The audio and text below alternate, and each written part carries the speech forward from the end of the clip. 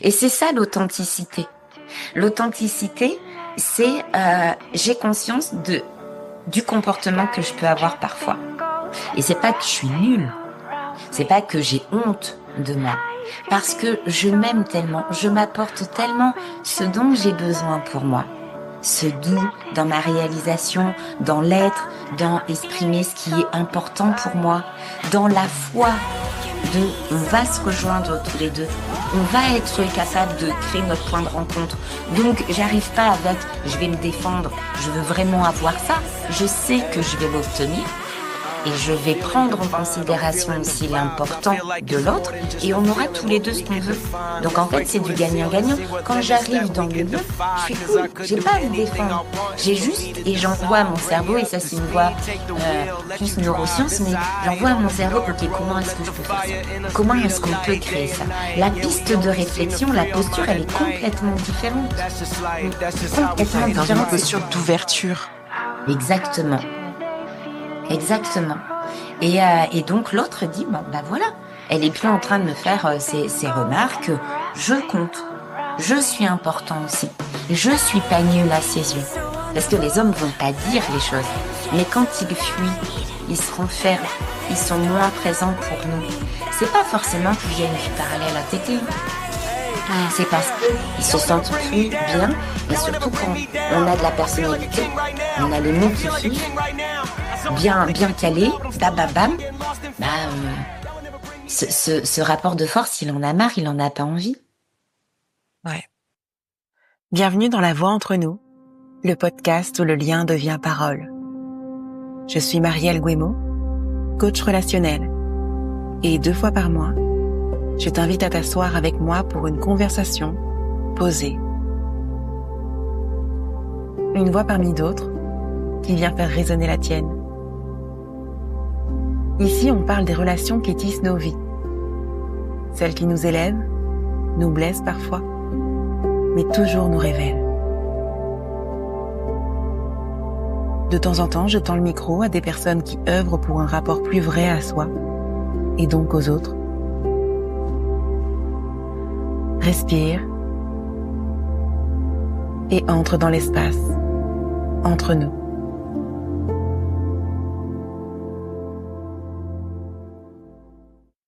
Il en a pas envie.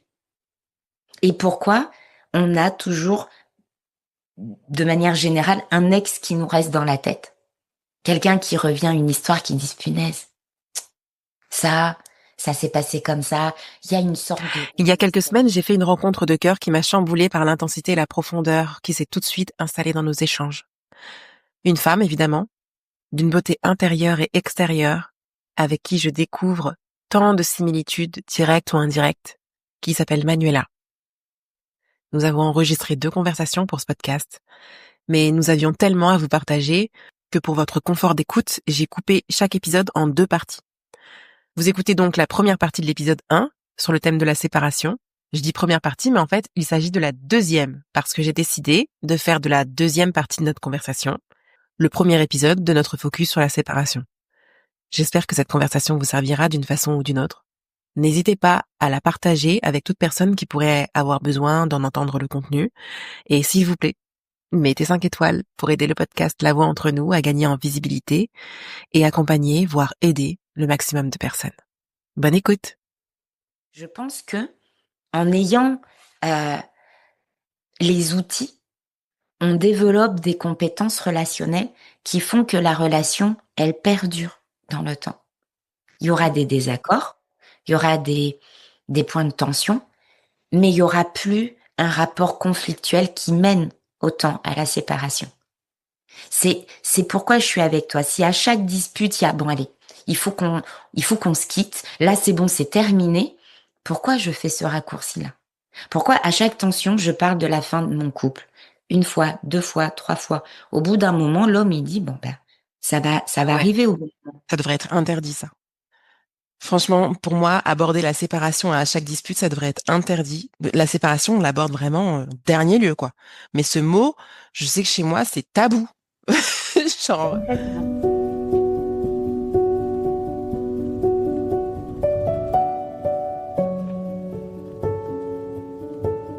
Manuela Sens est une médiatrice en séparation. Elle accompagne les couples qui vivent la séparation de façon douloureuse, parfois violente, pour eux, mais aussi pour leur entourage, comme leurs enfants. En France, on recense environ 130 000 divorces par an. Non. On trouve des solutions, on se parle, mais ça n'empêche pas les disputes. Hein. Oui. On est ce qu'on est. Hein.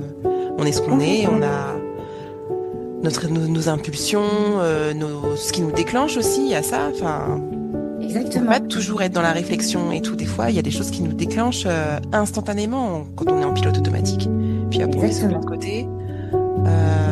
Et puis, on se remet en question et on discute et on recrée le lien, on le renourrit différemment. Mais cette épée de Damoclès de la séparation à chaque fois au-dessus, en fait, pour moi, c'est une prophétie autoréalisatrice, en fait. Environ 75% des demandes de divorce seraient initiées par des femmes. Et à force de l'entendre, l'homme comme la femme, hein, mais généralement c'est plus quelque chose que dit la femme, et l'homme, il se dit ok. Donc quelque part, il s'éloigne en fait. Ouais. Il s'éloigne du lien et il commence à papillonner. Je dis pas que on est responsable de ça, hein, d'accord ? On n'est pas coupable des choix de l'autre. Je parle juste des conséquences dans la dynamique. Le rapport économique inégalitaire du couple a pour conséquence que les femmes sont souvent dans une situation financière plus fragile après séparation. Cette information n'est pas une opinion, la baisse de niveau de vie est documentée dans toutes les études sur le sujet. La rupture a donc des dimensions émotionnelles et matérielles. Alors, cet épisode c'est pour vous, qui avez vécu la séparation, êtes en plein dedans ou l'envisagez. C'est peut-être un des moments les plus inconfortables de votre vie, mais sachez que vous n'êtes pas seul, que les raisons qui mènent à la séparation sont multifactorielles. Être la personne qui quitte demande beaucoup de courage, mais démontre une prise de responsabilité sur sa vie qui impose le respect, même lorsque c'est douloureux. Au début, il sortait pas, il restait, on parlait des heures et des heures, on était tous les deux, et maintenant plus rien. Ok. Qu'est-ce qui fait qu'il n'y a plus de communication ? Et je commence par m'observer quand il rentre. Avec les phénomènes qu'on entend aujourd'hui, la femme, elle devrait faire ça, elle devrait pas faire ça. On sort tout ça de notre royaume de vie, de notre foyer.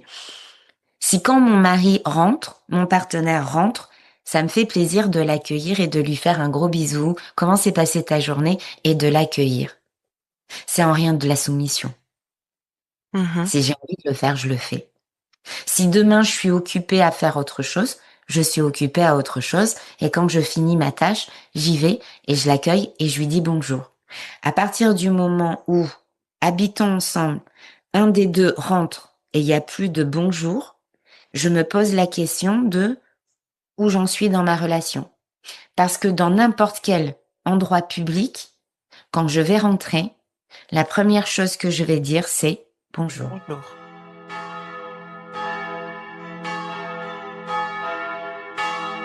Parce qu'on nous a dit, c'est à vie. Tu te maries, c'est pour toute la vie.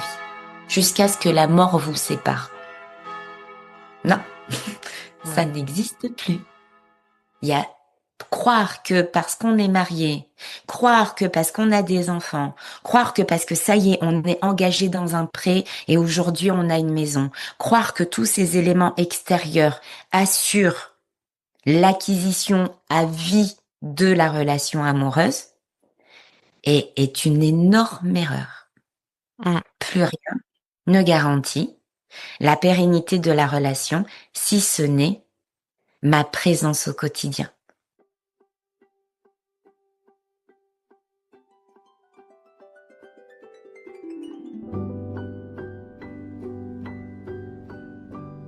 Je vois que là, ça va pas. Je vois que là, tu t'éloignes. Est-ce que c'est parce que c'est un besoin légitime et tu en ressens l'envie maintenant pour te réaligner, revenir à toi?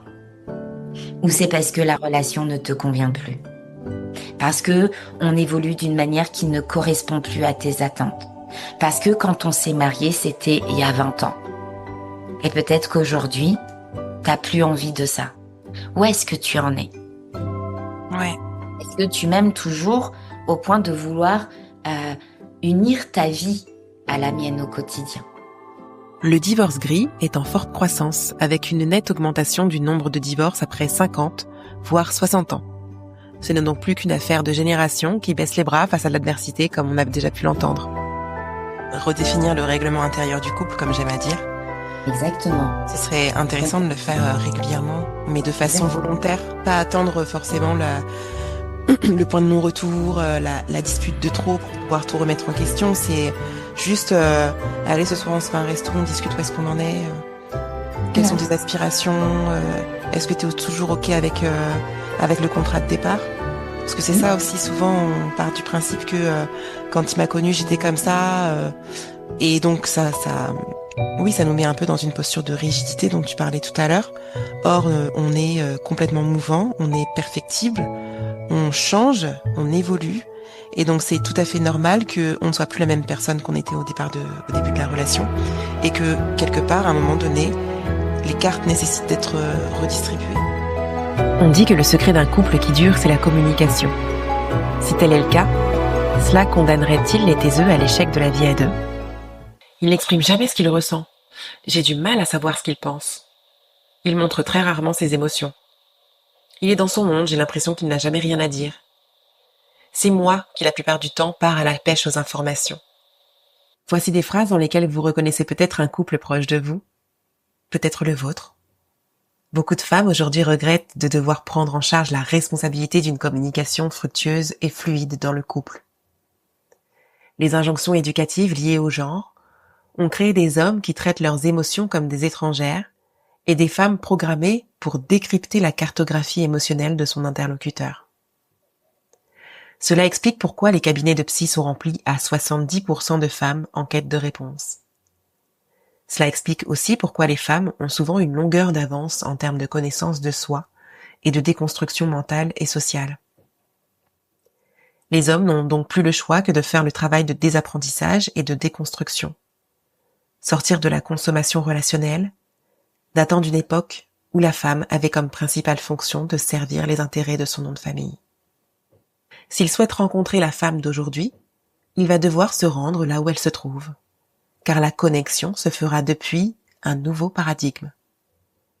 N'en déplaise à certaines, je pense que, même à ce jour, c'est la femme qui attire et l'homme qui fait le beau et la courtise pour être choisi. Et celui qui gagnera sera celui qui garantira le mieux la sécurité de sa bien-aimée. Ce qui a changé, c'est la définition qui se lie derrière la sécurité. Il fut un temps où la force physique était un critère, puis le statut social a pris le relais, suivi du patrimoine financier. Mais dans un contexte socio-économique moderne, qui tend à placer la femme, en apparence du moins, au même niveau que l'homme, c'est la sécurité mentale et affective qui établira la valeur d'un homme. C'est ici que nous nous trouvons, ici que l'écart se creuse. Les hommes ont été élevés pour séduire des femmes de l'époque de leur mère, tandis que les femmes, calibrées à l'exploration émotionnelle, s'échappent chaque jour un peu plus des carcans traumatiques et transgénérationnels et aspirent à être vues et reconnues autrement. Notre échange du jour s'adresse aux femmes qui parlent, qui se parlent et qui souhaitent comprendre les facteurs qui mènent à la séparation. Ici, il n'est pas question de s'appesantir sur ce qui manque aux hommes, puisqu'il est clair que nous n'avons pas le contrôle dessus.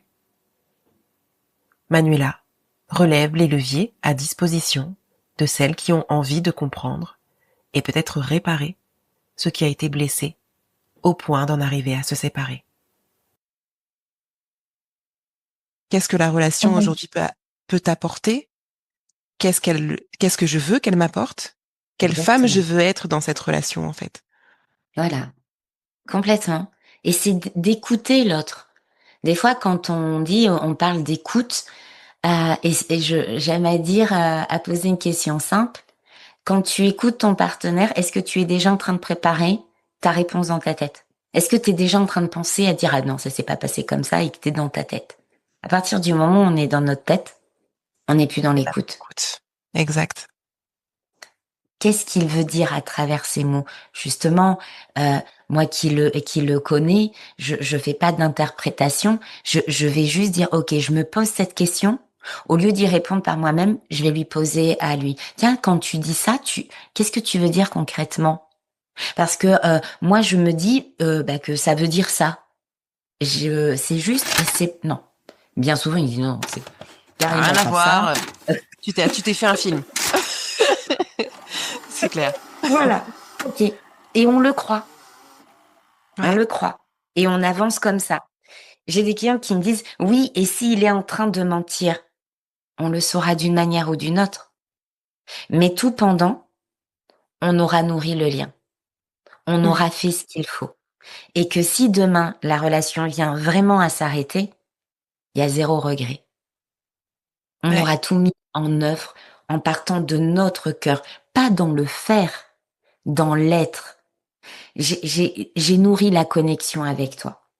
Mais est-ce que pour Je peux pas pouvoir faire nourrir la plus. connexion, il faut pas justement se sentir aussi en confiance? Parce que comment tu fais pour pouvoir être vulnérable si t'as pas confiance en la personne avec qui tu es? Mon amour pour moi, C'est-à-dire, toi, ton amour pour toi, il est censé te donner suffisamment confiance en ta capacité à faire face si jamais ça en- part en couille, enfin, pardon, excuse-moi, en cacahuète hein, ou... Hmm. mais c'est-à-dire, bien souvent, les couples me disent, j'ai pas envie de me séparer. J'ai pas envie de divorcer. Pourquoi vous le faites? Ben parce que lui, il me l'a dit. Mais vous avez pas envie. Non. Pourquoi vous lui dites pas? Parce qu'il va me rejeter. Posture de rejet. J'ai pas envie de vivre ça. J'ai pas le courage de trouver ça. Je m'aime. Je consolide cet amour et ce respect pour moi. Je vois la responsabilité que j'ai dans la relation. En place de taire, je vais dire, mais je vais dire et je suis pas obligée de me mettre nue devant l'autre. Le terme se mettre à nu, c'est mon cœur. Mon cœur, je vais l'écouter et je vais m'honorer. Ouais. Dans se mettre à nu, Est-ce moi, j'entends que, faire tomber les masques. exactement. Ouais. Est-ce que, euh, pour toi, il y a une possibilité à ce que notre relation euh, s'oriente différemment? Parce qu'aujourd'hui, je ne sais pas comment. J'ai pas encore toutes les cartes. Il y a plein de choses que je ne sais pas. Mais dans mon cœur, je n'ai pas envie de divorcer avec toi. Point. Mm. J'ai pas besoin de dire toutes les nuits je pleure, je me vois pas sans toi et puis il y a pas besoin de détailler tout ça. Mm. Je peux d'une manière respectueuse et pudique pour mes émotions, pour ma tristesse. J'aime à dire qu'on est un diamant et on a plusieurs facettes. Donc, je vais honorer la partie triste de moi qui a peur. Oh, tu veux pas lui dire ça, puis on va s'humilier, etc. Ok, je t'écoute. On va pas s'humilier. Mais l'autre partie courageuse qui me dit, vas-y. Comme le dessin animé, j'avais vraiment adoré avec les émotions. Tu l'as vu ce Versa? dessin animé? Voilà, oui. Tu vois, avec toutes Ouais. les émotions où ils se parlent tous. Et la partie courageuse, j'ai dit, vas-y. Parce que, un, quand on se connaît, la connaissance de soi, chaque relation, chaque séparation nous apprend. Et quand on regarde ce qui nous a appris, moi par exemple, c'est montre ta vulnérabilité.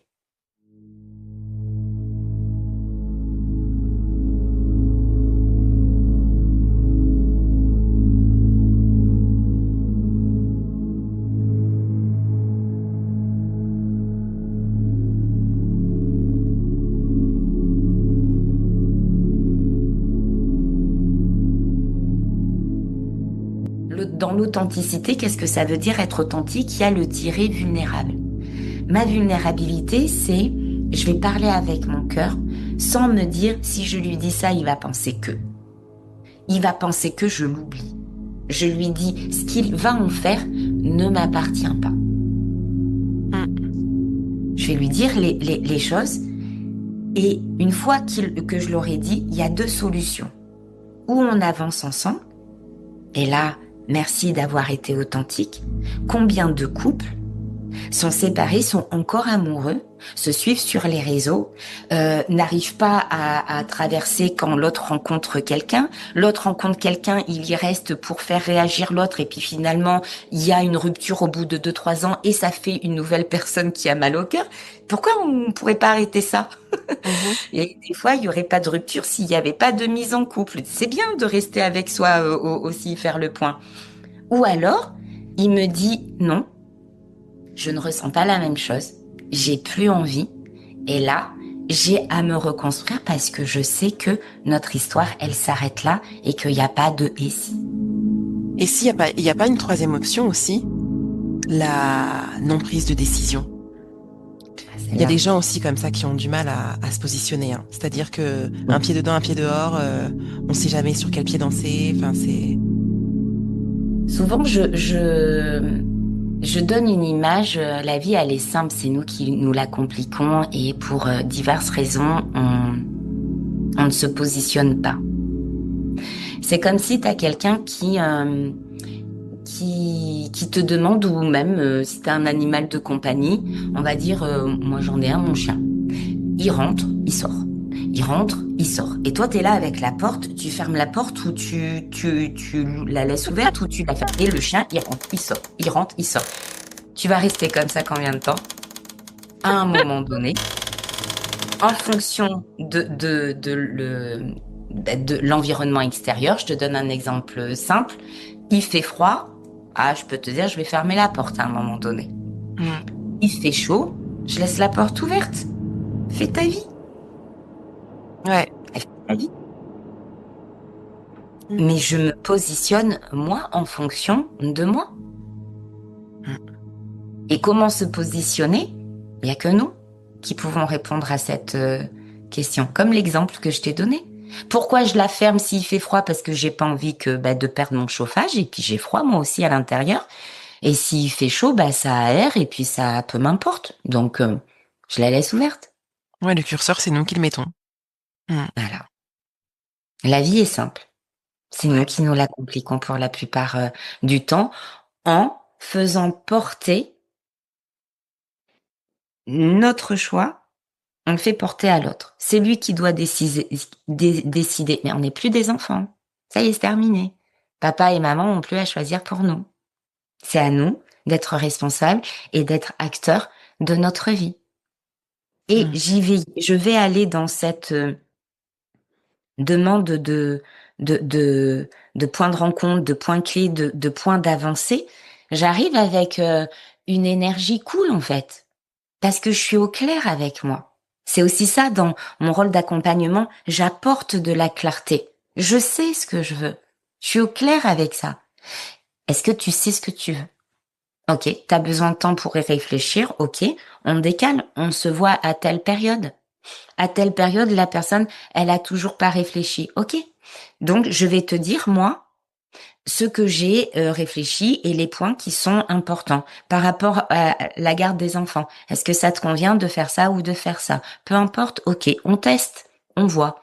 Et puis, je tâtonne, j'avance en fonction de l'autre et puis je vois sa réaction, si ça marche, si ça marche pas, j'avance. Moi, le plus important, c'est d'avancer en fonction de moi jusqu'au point où je me sens prête. Tous les points ont été cochés. La personne, elle ne prend toujours pas de décision. Ne pas prendre de décision, c'est prendre une décision.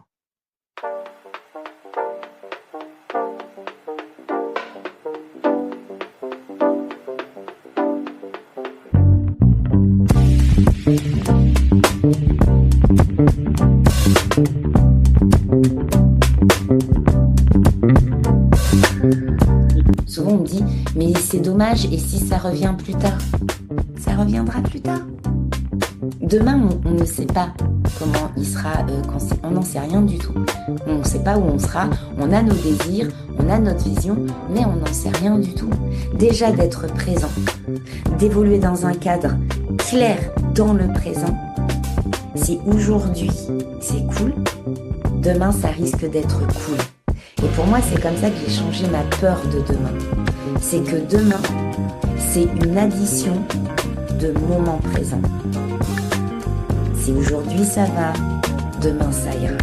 Il peut m'arriver des choses de l'extérieur, mais si moi je vais bien, passer l'émotion de comment je vais réceptionner ce qui m'arrive, j'ai cet alignement. Je consolide mes compétences. Je vais chercher les outils dont j'ai besoin si je ne sais pas. Donc, dans l'ordre, par étapes et d'une manière ou d'une autre. Ça, c'était mon mantra.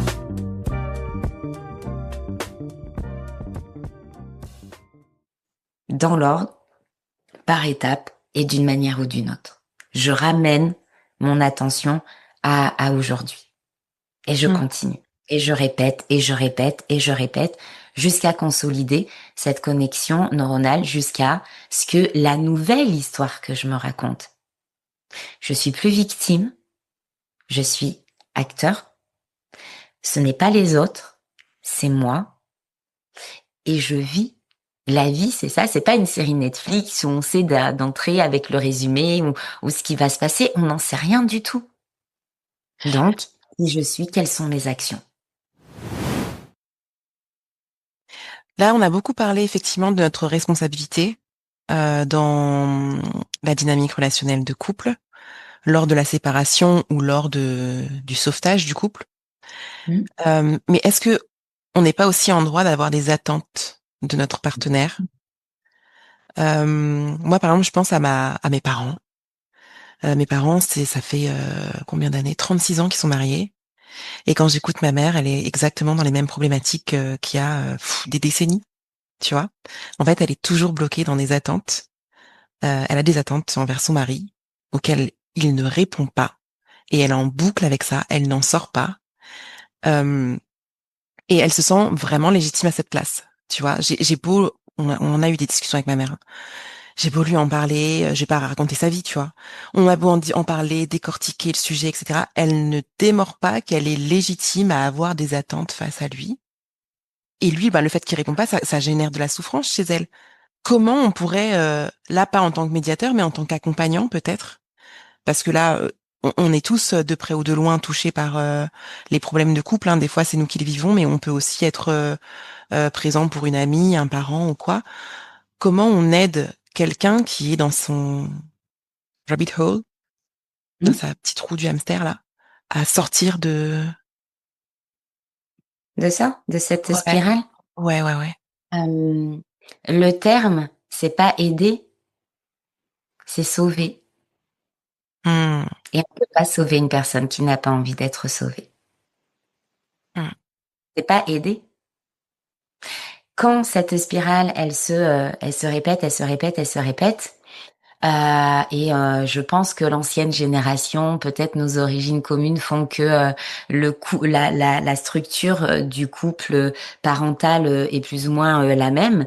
Il y a des dynamiques qui reviennent, mais en même temps, maman, si tu es légitime de ressentir ces attentes vis-à-vis de papa et que ça fait moi ça fait 48 ans, j'ai 48 ans, je suis née dans l'année de leur mariage, 48 ans que tu as exactement le même comportement, je t'invite à regarder une des définitions de la folie. Merde, mais de quoi tu parles? C'est de répéter encore et encore la même chose en s'attendant à un résultat différent. Ouais. Je ne suis pas habilitée à t'accompagner. Donc là, c'était sur le coup de l'humour. Avec ma mère, on se taquine beaucoup. Et en même temps... Ouais. Et en même temps, oui. C'est drôle, mais c'est assez juste, finalement. Ouais. Maintenant, je vais t'accompagner pour que tu vives au mieux cette frustration, que je t'aide à prendre du recul par rapport à l'émotion pour que ce soit léger. Par exemple, j'ai des femmes qui me contactent pour infidélité. Elles restent dans la relation. Elles pardonnent à leur niveau l'infidélité, mais on leur pose la question, dans leur bouche ne sort plus les mots « mon mari a été infidèle ». C'est « je sais pourquoi je reste dans cette relation au moment où on échange ». Ok. Je pose un regard différent et oui, il y a l'infidélité et en même temps, il s'agit plus de l'autre, c'est moi qui prends la décision de rester dans la relation. Mhm. La dynamique, elle est différente. Donc, c'est ramener la responsabilité. Je sais qu'on en parle beaucoup et en même temps, c'est en lien avec l'authenticité. Je ne peux pas être authentique, être là avec moi si je ne prends pas la responsabilité de ma vie. Et c'est un outil concret qu'on peut appliquer sur absolument tout et qui peut nous aiguiller sur notre posture. Nos émotions nous indiquent notre besoin. Je suis légitime de ressentir ce que je ressens. Je suis légitime d'attendre de mon mari, par exemple, qu'il soit galant. Ok. Tout comme mon mari est légitime de ne pas l'être s'il n'en a pas envie. L'altérité. J'accepte l'autre dans sa différence ou je le contrains à être la personne que j'ai et que j'ai imaginée dans ma tête. Mhm. C'est deux dynamiques complètement différentes. Et ma Ouais. responsabilité, elle est soit d'accepter ce qui se joue, soit de partir, soit, moi j'ai l'image de la souveraine et du paillasson, je me comporte comme un paillasson et dans ce cas-là, ni bien ni mal, factuellement, c'est normal qu'on s'essuie les pieds sur moi. C'est la fonction même d'un paillasson. Qui je choisis d'être. Ou alors, je peux être quelqu'un de râleuse, qui adore me plaindre, qui adore dire il s'est passé ci, il s'est passé ça, parce que je suis tellement addict au cortisol que j'ai besoin de ma dose. Je suis droguée au scénario bas, au scénario catastrophe. Ok, Ouais. ben dans ce cas-là, c'est bien, mais c'est ok d'être comme ça, on a le choix, mais je suis pas une poubelle émotionnelle. Et Mm. ça m'appartient. Ouais. Et puis surtout, c'est un peu dommage parce que malgré tout, quand on est tout le temps dans le drama, on éloigne les gens, hein. C'est personne n'a envie de vivre dans un drama permanent, quoi. On n'est pas dans un film. Donc Exactement. ouais, la responsabilité, c'est la clé. On peut pas y échapper. Pour moi, non. Ouais. Pour moi, c'est avant, après. Et je te dis, de par la médiation, la formation, ça a changé absolument toutes mes dynamiques parce que c'est d'abord moi et pas un côté narcissique perché. Je parle pas encore de violence. Là, on est dans un autre schéma. C'est pas du tout le sujet. Mais quand quelqu'un me manque de respect, par exemple, je peux dire, ok, en fait, comment je me suis positionnée pour qu'il me parle comme ça? Comme l'exemple que je donnais tout à l'heure au tout début en disant, je suis maman solo, je suis métisse, j'ai un garçon, je vais être dans un cliché, la commune où on habite. Oh Manu, tu bosses? Tu présentes bien? Ça va, t'es pas dans le caniveau non plus. Arrête de penser ça. Si toi, tu penses ça de toi, comment tu peux reprocher que les autres portent ce regard sur toi? Bah ouais, et puis ça va même plus loin. En fait, quelque part, quand tu as peur de ce genre de jugement-là, c'est que ça, t'as cette croyance quelque part. C'est la Exactement. croyance que tu as sur toi-même qui, en fait, que tu déclenches toute seule avec. Exactement. Mm. Complètement. Ouais, Donc, c'est revenir à soi, s'observer avec beaucoup d'amour et sans jugement. On se juge pas. Les autres le font suffisamment pour nous. Donc, sans jugement. C'est juste, on s'observe. ouais. J'apporte beaucoup d'amour. Je me disais aussi ça, beaucoup d'amour et sans jugement. Je m'observe. Qu'est-ce que je ressens? Il y a des femmes aussi qui me disent, je suis jalouse. Il est à nouveau en couple et je suis jalouse. Ok. Éprouver de la jalousie, c'est un sentiment qui est humain. Maintenant, qu'est-ce qui se cache derrière? C'est quoi le besoin? Et quand je les suis, bien souvent, elles sont en couple, mais du coup, elles sont moins jalouses. Ça prend moins de place, moins d'intensité. Et puis, quand elles sont vraiment dans la relation, vraiment avec un lien ou avec un homme qui les correspond, et pas pour dire, t'es en couple, moi aussi, ce jeu de stratégie, ben, Mhm. il n'y a pas de jalousie. Parce qu'il n'y a pas de comparaison possible. Donc, qu'est-ce que ça veut dire tout ça? La jalousie, normalement, si c'est en lien à l'amour, peu importe ce qui se passe, la jalousie resterait. Bien souvent, la jalousie, c'est un indicateur de et moi alors? Et moi? J'ai peur de pas avoir comme lui. Et pourquoi lui et pas moi? Alors que j'ai tellement fait pour sauver la relation.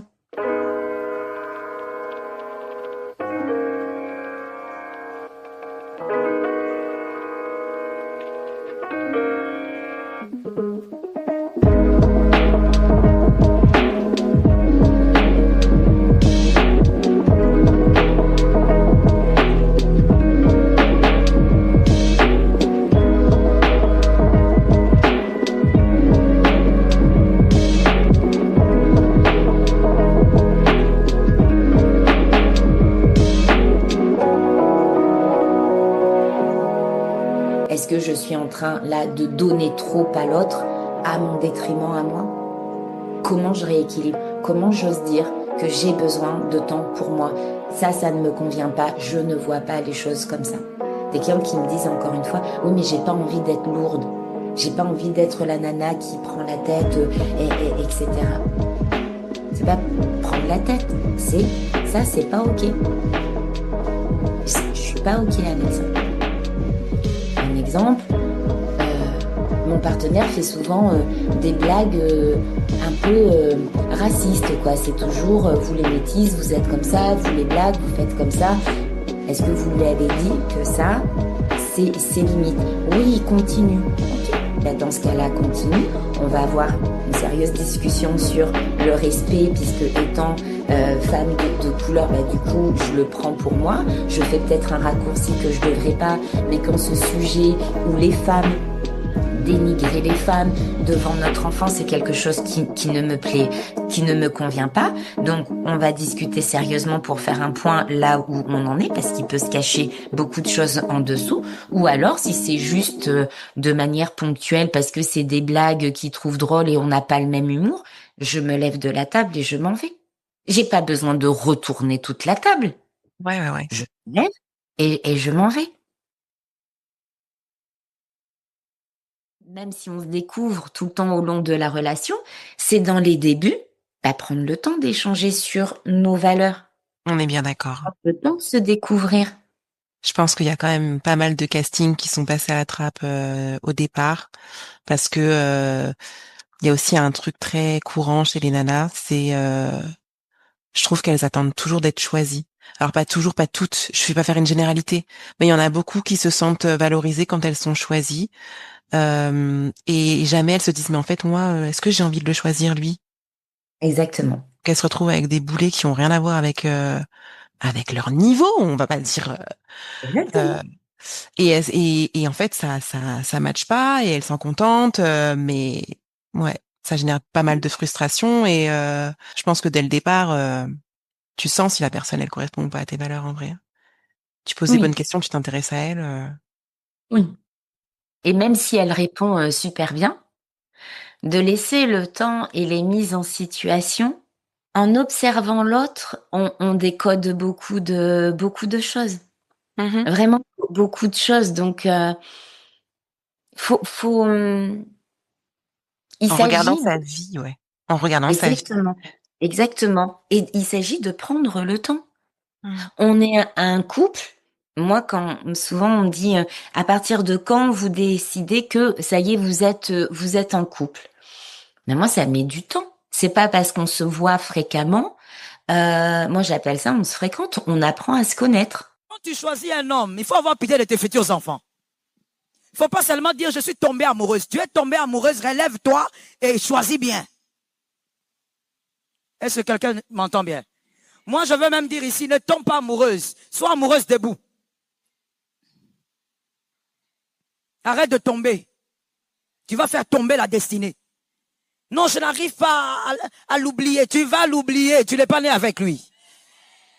Les amens sont partis où?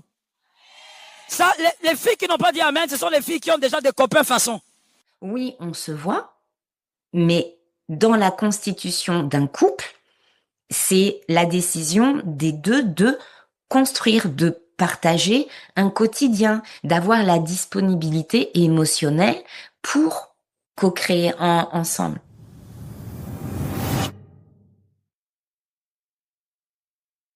est-ce que je suis disponible émotionnellement ou pas? Là, tout de suite, maintenant, pourquoi est-ce que j'ai besoin d'être en couple? Bien souvent, c'est par rapport à un statut social. Combien de femmes disent « mais je m'en sors mieux toute seule que qu'en couple, en fait, il faut rester célibataire ». Encore une fois, c'est une histoire qu'on se raconte. Est-ce que c'est vraiment vrai? C'est génial la vie à deux. Elle est top la vie à deux. Seulement, quand on n'est pas avec un partenaire qui nous correspond, quand il y a des incompatibilités sur 1, 2, 3, plusieurs niveaux, forcément que ça va alourdir la relation. Forcément qu'elle sera pas épanouissante et qu'on va pas être yes, on va la vivre, on est dedans, on est joyeuse. Non. Les relations, elles peuvent être toutes épanouissantes. À partir du moment où qu'on est en haute qualité relationnelle avec nous. La qualité des relations avec les autres dépendra de la qualité qu'on a avec nous. Et plus on a une haute qualité relationnelle avec nous, et plus les relations, elles sont fluides, elles sont cool. On y va dans le temps, on précipite pas. Et puis si on se rend compte d'incompatibilité, on se voit moins souvent dans des endroits différents ou alors on se voit plus du tout. C'est pas grave. Des milliards sur cette planète. C'est obligé qu'on s'entende pas avec tout le monde et que il y a des parcours, il y a des périodes de vie qui vont nous rapprocher. C'est professionnel, c'est amical, c'est familial, c'est dans tout. Mais dans le couple, c'est on le choisit, comme les amis. L'amour et l'amitié, ce sont les deux seuls cas où on choisit. Prendre le temps de choisir. Et finalement, la qualité de nos relations, comme tu le dis, dépend de l'estime qu'on a de nous-mêmes. Exactement. En général, c'est un beau miroir de l'estime qu'on a pour nous-mêmes. Exactement. Complètement. L'irrespect, c'était quelque chose qui m'énervait énormément, qui me faisait rentrer en réaction. Aujourd'hui, il y a un constat. Ok. Ça matche pas. On n'a pas la même vision. On n'a pas les mêmes valeurs. On n'a pas, ça ne nourrit pas et, ok, on arrête. On va plus vouloir donner notre énergie à des choses qui n'ont plus lieu d'être pour nous. On va acquérir une maturité. On va acquérir cet amour, ce respect de soi. Et les couples, par exemple, c'est ce que je leur dis, la meilleure manière de traverser ce qui se joue et de poser un doux regard sur ce qui s'est passé, sur les leçons, sur l'évolution, sur le fait de grandir, c'est d'honorer la relation passée. Parce que si on honore la relation passée, c'est une partie de notre histoire. Et on s'honore nous aussi. On a commis des maladresses, on a été en réaction comportementale, voilà ce qu'on en a retiré comme leçon, comme levier d'évolution. Et si je suis la personne que je suis aujourd'hui, merci à mes deux précédentes relations. Merci pour ce qu'on a traversé ensemble. Merci à moi de me positionner aujourd'hui comme ça et d'évoluer encore vers la personne que j'ai envie d'être. Et quand on est arrivé à ce niveau-là, il y aura des tensions. On va aborder le désaccord ou le point de tension complètement différemment pour qu'il ne parte pas au conflit. Ouais. Le conflit, c'est une relation dégradée. On va pas laisser la relation se dégrader. Voilà. On s'est disputé en couple. Ouais, là, il m'a pris la tête ce matin. Il était pas d'humeur. Ok, il reste de son côté, je reste du mien. On réfléchit au bon moment, on va se rejoindre. Pour l'instant, c'est pas le moment. Et on a le droit. Ah, il m'appelle, j'ai pas envie de lui répondre. Bah, plutôt que de lui répondre sèchement et d'alimenter encore en tension le lien qui est déjà tendu. Écoute, je préfère pas te répondre. Là, je vais m'emporter. À tout à l'heure. Ouais.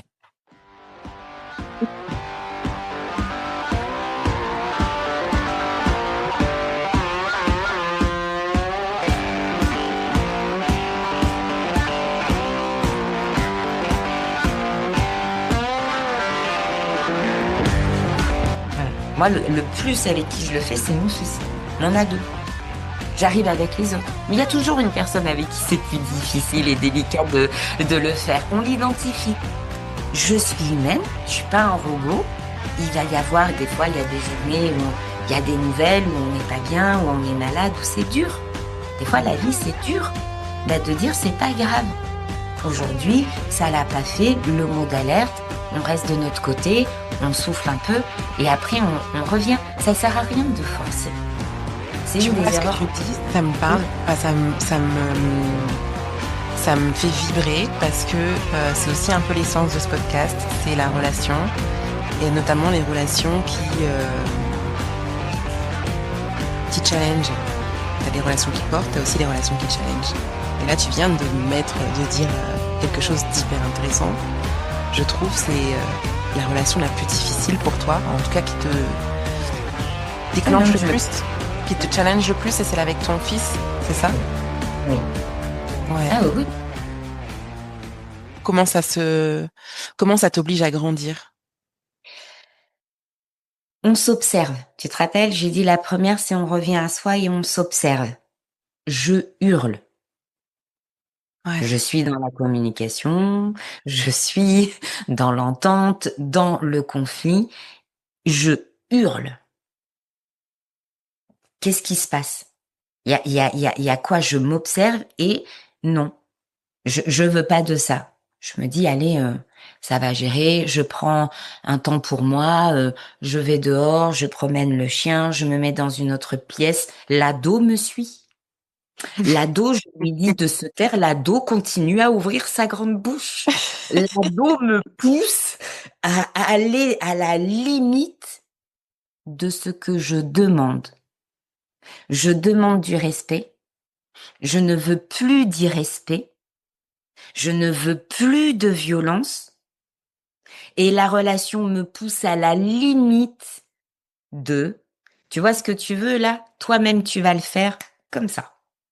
La vie me challenge en disant, alors, maintenant que tu es personnellement concerné, comment tu te positionnes? L'enfant est ton miroir. Plus tu vas t'énerver et plus il va s'énerver.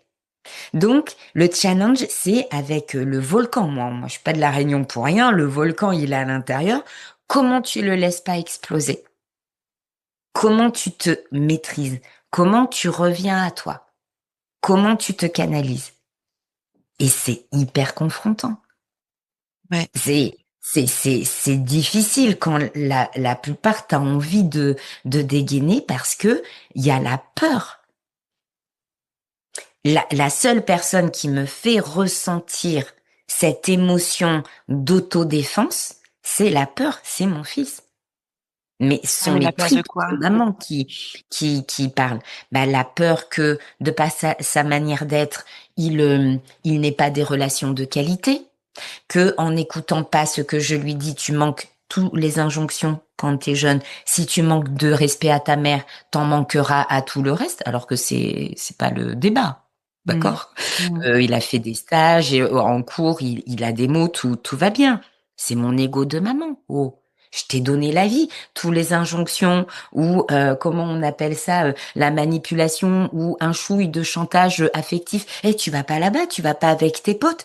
En fait, tout ce panel-là, il est alimenté par la peur. Mmh. L'amour, quand tu dis j'aime mon enfant, oui, mais il se passe quoi derrière? Il y a la peur que le contrôle. Je veux qu'il soit parfait, tout le temps, partout. Qu'il fasse Mmh. pas de mauvaises expériences, qu'il soit, c'est pas un robot, Manu. Donc, tu vas te détendre, et puis tu vas aborder le lien de manière complètement différente. Et dans notre premier échange, tu m'as donné un déclic où tu vois, je suis encore dans le contrôle.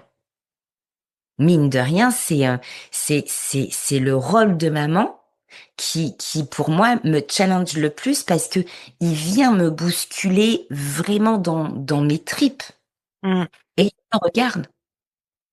Donc entre les mots, tu es en désaccord, tu exprimes, tu trouves le point de rencontre, il y a les mots, il y a le discours. Et lui, il me confronte à est-ce que tu incarnes qui tu es, ta vérité brute. Et c'est Mmh. pour ça que je dis, c'est celui qui me challenge le plus parce que c'est dans ce lien où je vais avoir le plus de difficultés à incarner les valeurs que je défende et en même temps C'est toujours un jeu très très subtil de revenir dans mon authenticité et de dire pardon. Excuse-moi, là, j'ai réagi en mode maman plus et j'ai à avoir et à travailler une autre posture. Ouais. Et c'est vrai que je crie, je vais arriver à crier de moins en moins. C'est pas toi, c'est moi. J'ai à évoluer sur ce point-là. Et en même temps, ce qui est beau dans cette relation, même lorsqu'elle est conflictuelle, même lorsque c'est dur et qu'on crie, c'est que quelque part, quand ils en arrivent à nous pousser dans nos retranchements, quelque part, ils nous confrontent à notre propre vérité. Ah, vraiment, tu sais, il y a des histoires qu'on se raconte, il y a la personne qu'on voudrait être et il y a la personne qu'on est. Et ils ont cette capacité, je trouve, à nous mettre face à qui on est vraiment, en fait. Complètement. Ah, Ouais. complètement. Il y a un miroir, mais de dingue en disant, t'as un regard de qui tu es, et en même temps, on grandit avec eux. Et en même temps, on grandit, ouais. On grandit avec eux et ils nous en veulent pas.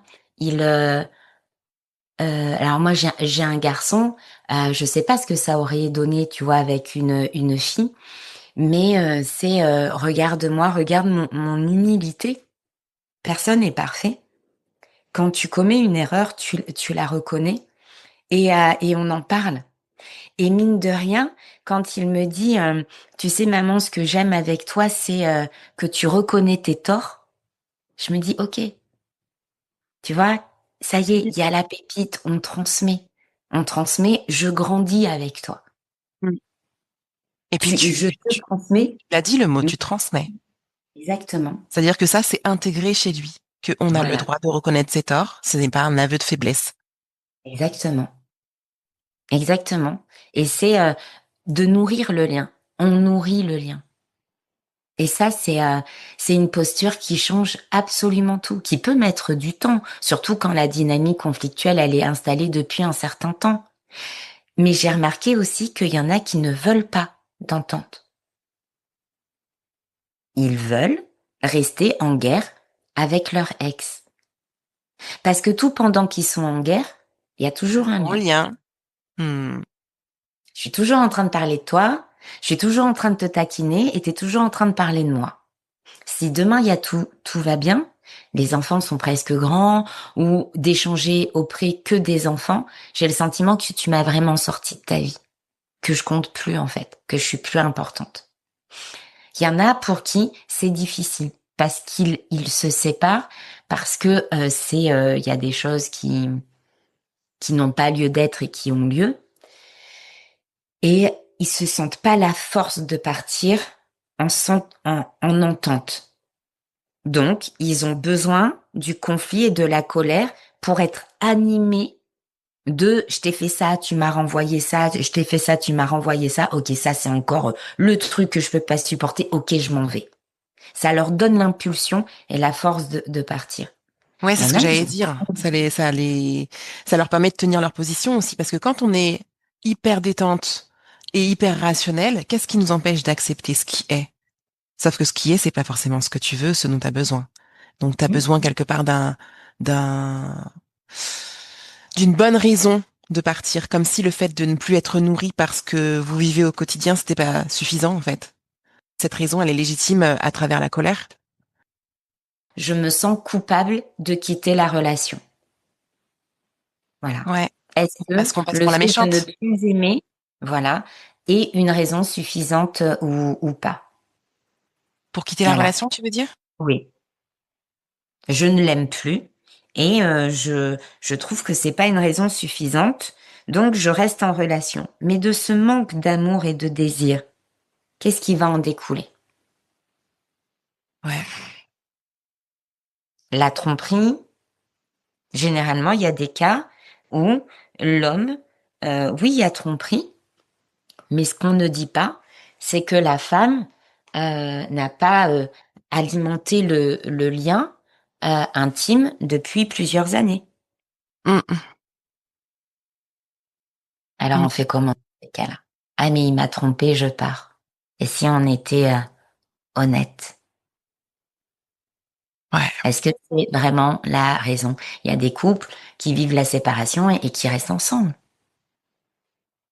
Encore une fois, c'est comment on se regarde en face, il y a une véritable transformation relationnelle qui commence par l'amour de soi et de dire ok, je me regarde, je suis comme ça et rien n'est garanti dans la relation. Le couple, c'est pas une évidence éternelle, c'est vraiment un choix quotidien. Deux personnes qui choisissent de marcher ensemble, qui allient leur vie sans se perdre. Et quelque part, je les amène en fait à cheminer, à prendre du recul par rapport à leurs émotions et notamment là la culpabilité. Est-ce que la plus grande histoire d'amour, c'était pas celle qu'on vivait avec nous? À travers les relations, si c'était pas nous qu'on trouvait, qu'on rencontrait. Et quand on se on est le dénominateur commun de toutes nos relations. Complètement. J'en suis arrivée à ce point-là, à vraiment m'interroger du but. Après, c'est une éternelle introspection quelque part et à aimant la dynamique relationnelle. Chacun va parler en fonction de soi, en fonction de son expérience, ce que je suis en train de faire aujourd'hui. Et c'est ça qui est génial.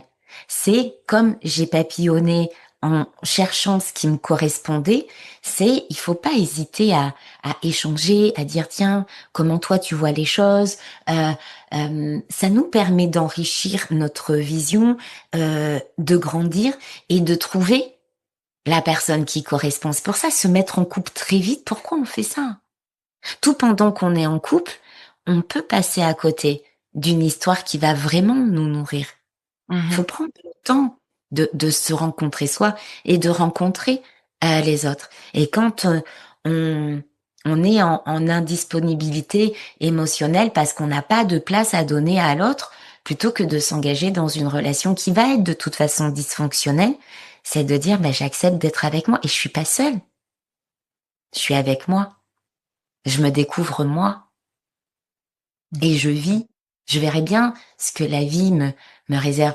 Mais j'ai pas à avoir peur de quelque chose dont je sais pas ce qui va se passer. Qu'est-ce qui est écrit que je terminerai toujours seule? Une des raisons, un des chemins qui m'amène par contre à ça, de mon expérience, c'est de sauter en relation dysfonctionnelle, ça va vraiment casser mon cœur, ça va vraiment casser mon estime, j'aurai plus confiance en l'autre, et je risque de terminer seule, oui, et peut-être le cœur triste. Mais c'est pas parce que j'aurais pas trouvé l'amour, c'est parce que j'aurais pas commencé par moi. Je ne me connais pas, je ne sais pas c'est même pas poser mes limites, c'est être qui je suis dans la relation. C'est être qui je suis, dire non, je veux pas de ça, c'est pas poser des limites, c'est être moi.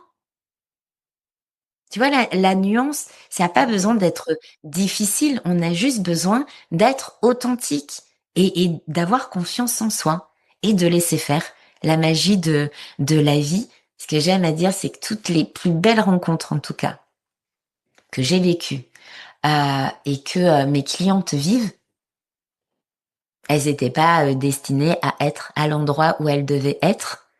Elles n'étaient pas dans l'optique de rencontrer quelqu'un. Et elles l'ont rencontré. La vie, parfois, elle fait bien les choses. Il suffit de lui faire confiance. Et surtout d'être là pour nous. Et nos enfants qui nous regardent. Ça me parle beaucoup ce que tu dis. Merci beaucoup. Je t'en prie. Nous voilà à la fin de la première partie de cet épisode sur la séparation. Habituellement, je vous aurais dit qu'on se retrouve dans 15 jours, mais cette fois, je vous propose de revenir la semaine prochaine pour la partie 2 de notre échange avec Manuela.